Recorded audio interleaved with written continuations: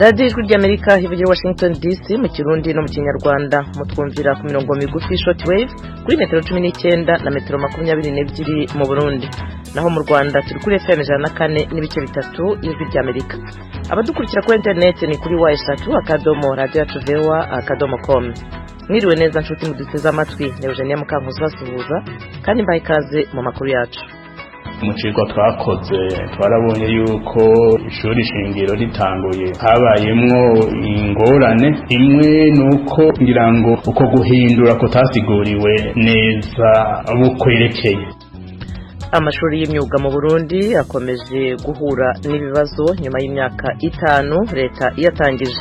Ubu yari Cassien gashira hamwe wo mu ihuriro bafashe bige ryakoze ubushakashatsi kuri ayo mashuri.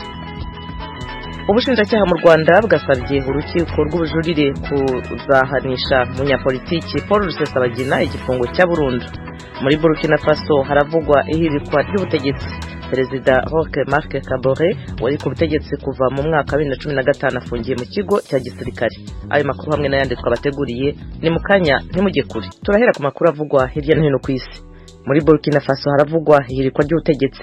Perezida Roch Marc Christian Kabore uri ku butegetsi kuva mu mwaka wa 2015 afungiye mu kigo cya gisirikare kiri mu murwa mukuru wa Gadugu. Fidel Niyongabo abahinkuru. Abajejwe umutekano n'umutegetsi aserukira ishyirahamwe ryo gufashanya mu by'ubutunzi bw'ibihugu byo muri Afrika mu burengero CEDEAO nibo batangaje iyo nkuru no munsi kwa mbere. Ni nyuma yuko habaye kurasana gukomeye hafi y'ingoro yiwe ku munsi w'Imana mu ijoro ku mugwa mukuru wa Gadugu. Ivyerekeye aho Perezida Kabore yoba ari hamwe nuko yoba amerewe muri iki gihe nivyari bizwi mu gitondo cy'uno munsi kwa mbere. Ni mu gihe amakuru atandukanye yatangajwe n'abajejwe umutekano hamwe n'abaserukira ibihugu byabo. Imodoka zitari nke z'umukuru w'igihugu ziri hafi y'ingoro yiwe zari zuzuye ibitoboro by'insoro, imwe muri zo yuzuye amaraso. Ababa mu gice kirimo ingoro ya Perezida Kabore batangaza ko bumvise amasasi akomeye yasana mu ijoro ryashiriye no munsi wa mbere. Abasirikare bagumutse basaba gufashwa kurushiriza mu rugamba rwabo ko kugwanya intagondwa z'abayisilamu. Leta irahakana ko igisirikare cyafashe ubutegetsi. Ambasade y'u Bufaransa mu butumwa yashize ku rubuga Twitter, Perezida Roch Kabore yatangaje ko igihugu ciwe kiri mu bihe bitoroshe, amenyesha ko bategerezwa kubungabunga demokrasi muri iki gihe. Atumira abafashe ibigwanisho kubishyira hasi ku nyungu z'igihugu. Tangaza ko bategerezwa gutorera inyishu ivyo badahuriye ko biciye mu biganiro n'ukumvirizanya. Muri Sudani y'Epfo abaturage benshi bo mu bwoko bw'abadinka barayebishwe n'umutwe w'abantu bitwaje intwaro. Oriane Tangishaka haratubwira ibindi kuri iyi nkuru. Umuyobozi w'akarere ka Bor Yot Aliye yabwiye itororokanizo ry'amakuru y'abanyamerika AP ko abandi bantu 200 bakomerekeye muri ico gitero cabaye mu ijoro ryakeye. Vyagizwe mu kigwati citwa Baidit aho amazu atari make yaturigwa. Uyo muyobozi avuga ko abantu 28 bishwe barashwe, abana 3 baratwagwa n'amazi igihe bariko baragerageza guhunga. Avuga kandi ko abakoze ico gitero bagiye bivye ibitungwa amajana n'amajana. Babiri muri abo bagwanyi barahasize ubuzima. Buramatari mfata kibanza wa Jongli Tuong Majok aranegura ico gitero agasaba ashimitse ko leta ya Sudani y'Epfo ikora ibishobotse byose kugira ivyo bitero biteye isoni bibandanya kugirwa ku banyagihugu bihagarikwe. Impamvu z'ubwo bwicanyi bushasha ntiziramenyekana gushika ubu, ariko ubusuma bw'ibitungwa bwama bwatumye abagwanyi n'abanyagihugu batana mu mitwe. Tuve muri Sudani y'Epfo tugana muri Ethiopia, aho ishami ry'umuryango w'abibumbye ryita ku buzima OMS ryirengagije ubusabe bw'icyo gihugu cya Ethiopia bwo gukora iperereza ku muyobozi w'iryo shami Adhanom Ghebreyesus. Ethiopia ishinja gukorana n'abarwanya ubutegetsi mu ntara ya Tigray. Inkuru nayo mugezwaho na Fidel Niyongabo. Ishirahamwe OMS ryatangaje no munsi kwa mbere ko atanga ingo rizofata ku byasabwe n'ico gihugu. Umukuru w'ugwego nshingwabikorwa w'ishirahamwe OMS Patrick Amoth yabitangaje mu nama y'ugo gwego i Geneve mu Busuwisi, aho mu Busuwisi hariko habera inama iriko yihweza ikiringo kigira kabiri cy'umuyobozi w'iryo shirahamwe Tedros Adhanom Ghebreyesus. Tedros umunya Ethiopia mu ntango z'ukwezi yatangaje ko abategetsi ba leta ya Ethiopia banse ko imfashanyo igenewe intara komokamwe ya Tigray ihashika. Amoth yatangaje ko ivyasabwe na leta ya Ethiopia ari kibazo kitoroshe na gato gifise ingaruka za politike kandi ko kirengeye ivyishirahamwe ayoboye rijejwe. Abona ko coshigwa ku ruhande. Anumwe mu banywanyi 34 bagize urwego nshingwabikorwa rwa OMS yahakanye ivyo Amoth yatangaje. Ku itariki 14 y'ukwezi kwa mbere k'uyu mwaka ubushikiranganji bujejwe imigenderanire bwa Ethiopia bwaragirije umuyobozi wa OMS Tedros Adhanom Ghebreyesus ko kwiragiza amakuru y'ibinyoma ku ngwani ibera mu buraruko bw'igihugu. Bavuga ko ivyo yatangaje bigeramira icizere abantu bafitiye OMS hamwe n'ubwigenge bwayo. Umuvugizi wa leta ya Ethiopia Lagesse Tulu avuga ko ingingo yatangajwe no musi wa mbere n'umuyobozi w'urwego nshingwabikorwa rwa OMS Patrick Amoth yerekana ko iryo shirahamwe ryerekanye uguhengama kwaryo ku vyatangajwe na Tedros Adhanom Ghebreyesus. Fidel Nyongabo na Oriane Tangishaka barakoze kutugezaho hamwe makuru avugwa hirya no hino ku isi. Tubibutse ko mukomeje gutega amatwi radio yanyu Ijwi rya Amerika ivugira Washington DC mu Kirundi n'Ikinyarwanda. Mwakurikira kandi ibiganiro byacu ku rubuga rwa internet kuri wa3.radio.voa.com. Mukanya turajya mu karere k'ibiyaga bigari.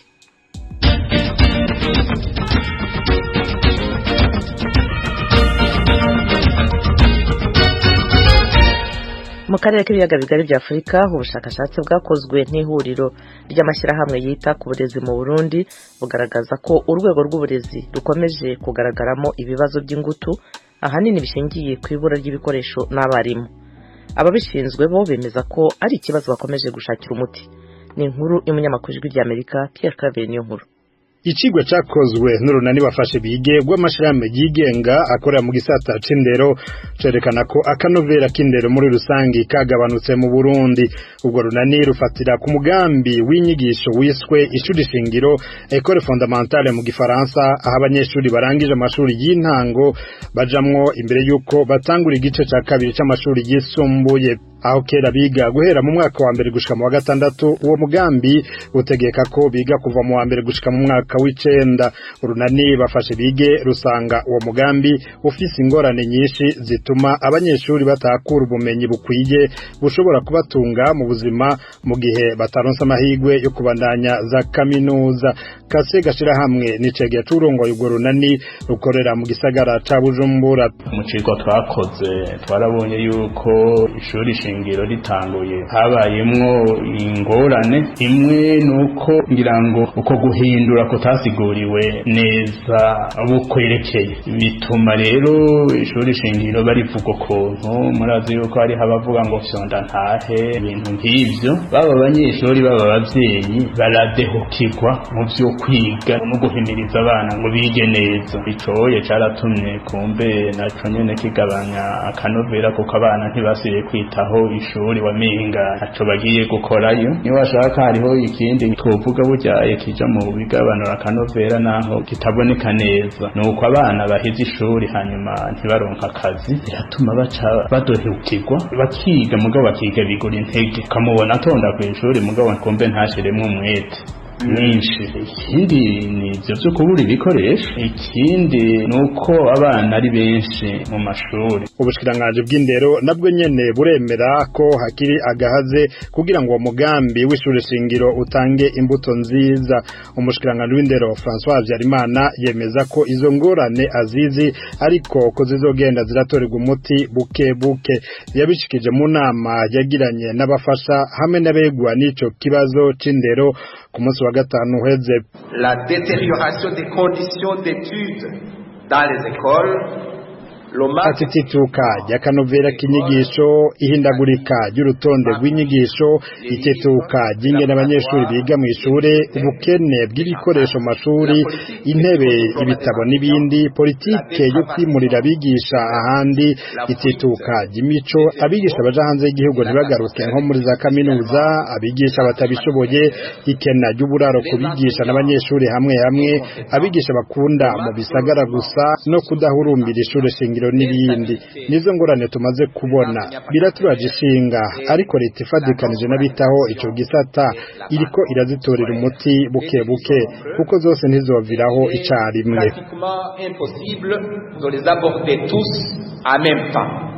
Ubwo bushikiranganje bwerekana ndetse kwizo ngorane zituma abanyeshuri baheba amashuri ari benshi. Raporo y'ubwo bushikiranganje igaragaza ko abanyeshuri barenga ibihumbi 216 bahevye amashuri mu mwaka w'ishuri uheze, bose nabo mu gice c'ishure shingiro. Iyo raporo kandi yerekana ko ukumenya mu ishuri biri ku rugero rw'ibice 14%. Aha niho urunani bafashe bige rufatira mu gusaba ko n'abavyeyi bakwiye kugira uruhara rukomeye mu nyigisho abana babo baronswa bofashwa kugira ngo ubumenyi bw'isononure. Abavyeyi bofasha abana gukunda ishuri ni kubarongoye indero mu makomine ni mu ntara, muri iyo komine arongoyemo indero canke muri iyo ntara yokwama iminsi yose ariko ariruka arondera ukuntu mu ntara yiwe inyigisho zotera imbere z'akanovera. Leta bubandanya bagendera amashuri bakaraba ibibuze hanyuma bakarondera n'ukuntu babironka. Abanyeshuri ba mbere barangije ishuri shingiro mu mwaka w'ibihumbi 2016. Umugambi ugitanguzwa leta yari ifise intumbero yuko umunyeshuri azoheza amashuri 9 ya mbere y'ishuri shingiro yoba afise ubumenyi buhagije no mu myuga bwo kwitunga mu gihe atabandanije igice ca kabiri c'amashuri yisumbuye canke kaminuza. Yamara icigwa cakozwe cerekana ko iryo hangiro ritarashikwako. Ku biharuro bitangwa n'ubushikiranganji bw'indero, abanyeshuri barenga ibihumbi 700 baraheze ishuri shingiro uko mwaka utashe. Pierre Claver Niyonkuru, Kigali, kubwijwi rya Amerika. Urakoze Claver Niyonkuru. Tuve mu Burundi tujya mu Rwanda. Ubushinjacyaha mu Rwanda bwasabye urukiko rw'ubujurire kuzahanisha umunyepolitike Paul Rusesabagina igifungo cya burundu. Yari yakatiwe imyaka 25. Umunyamakuru w'ijwi rya Amerika Asumuta Kaboyi yakurikiranye urwo rubanza. Iburanisha ryibanze ku bihano abaregwa bahawe n'urukiko rukuru. Urukiko rwahaye ijambo ubushinjacyaha buvuga ko urukiko rukuru rwakoze amakosa rugabanyiriza ibihano abaregwa kubera ko bireze ibyaha cyangwa se kubera ko ari ubwa mbere bakurikiranyweho ibyaha. Bwanenze ko rwabakatiye ibihano byoroshye hirengagijwe uburemere bw'ibyo bakurikiranyweho. Bwasobanuye ko ibihano by'abaregwa 10 harimo Rusesabagina Paul, Nizeyimana Marc wari ufite ipeti rya koloneli mu gisirikare cya MSD FRN n'abajenerali 2 bikwiye kuzamurwa. Abaregwa bo basaba ko byagabanurwa. Kuri Paul Rusesabagina ubushinjacyaha bwasabye urukiko rw'ubujurire gutesha agaciro umwanzuro w'urukiko rukuru w'uko Rusesabagina Paul akurikiranyweho ibyaha by'iterabwoba yafungwa imyaka 25, bushimangira ko akwiye gufungwa burundu kubera uburemere bw'ibyo yakoze. Ubushinjacyaha buvuga ko urukiko rukuru rwagabanirije ibihano Paul Rusesabagina ruhereye ko yireze ibyaha. Bwavuze ko Rusesabagina yireze ibyaha ubwo yari imbere y'ubugenzacyaha n'ubushinjacyaha, ariko ko yageze imbere y'urukiko aburana kwifungwa n'ifungurwa ry'agateganyo akabihakana. Ubushinjacyaha bwagaragaje ko Rusesabagina yaje guhinduranya imvugo ndetse akaza no kwikura mu rubanza atarisobanura kuri ibyo byaha ndetse ntiyemere ububasha bw'urukiko. Ubushinjacyaha kandi bwananenze uburyo yagabanyirijwe ibihano hagendewe ku ngingo ivuga ko ari ubwa mbere yari akurikiranyweho ibyaha, busanga bidakwiye. Ubushinjacyaha buvuga ko kuba Rusesabagina akurikiranyweho icyaha gikomeye cyaviriyemo abantu gupfa ariyo mpamvu bamusabira gufunga ubuzima bwe bwose. Rusesabagina Paul ntacyo yasubije kuri iki cyifuzo cy'ubushinjacyaha kuko atitabira urubanza rw'ubujurire.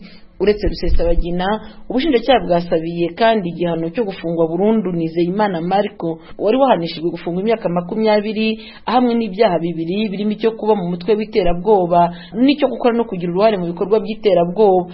Ubushinjacyaha bwasobanuye ko Nizeyimana yari akwiye guhanishwa igifungo cya burundu kuko ari cyo amategeko yateganyirizaga icyaha yakoze cyo kugira uruhare mu bikorwa by'iterabwoba byateye urupfu. Nizeyimana Marco bavuga ko yemera icyaha kimwe gusa cyo kuba mu mutwe w'ingabo utemewe n'ubwo urukiko rutakimuhamije. Nizeyimana Marc wari mu rukiko we yavuze ko yemera icyaha cyo kuba mu mutwe w'ingabo za MSD FRN bityo ko atari kwemera ibyaha atakoze.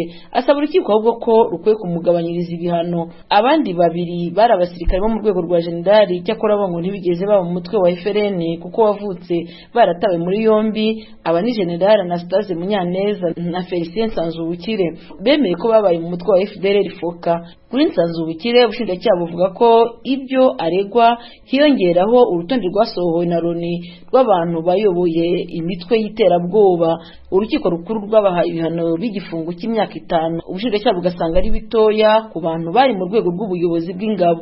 Busaba ko urukiko rw'ubujurire rwazabahanisha igifungo cy'imyaka 20. Urubanza ruzakomeza kuwa 3 w'iki cyumweru. Ubushinjacyaha bukomeza kuvuga kuba bwajuririye bahawe ibihano bito. Asumta Kaboyi, Ijwi ry'Amerika, i Kigali.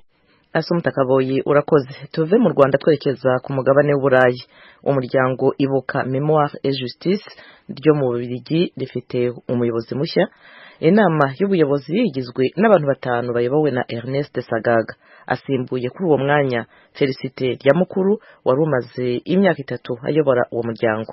Mugenzi wacu Veniste Nshimiyimana avuganye na Bwana Sagaga amubaza uko yakiriye iyo mirimo mishya. Ntabwo rwose nigeze numva ko bari kuzafata inshingano, si ibintu naratekereje, ariko ibintu twaciyemo n'imyaka igera ku 8 nari mazemo umunyamuryango wa Ibuka, byabaye ngombwa ko ntanga umuganda. Ubwo rero kuba abagenzi banjye barasanze ko hari icyo nafasha, birumvikana ko ari ikintu gishimishije.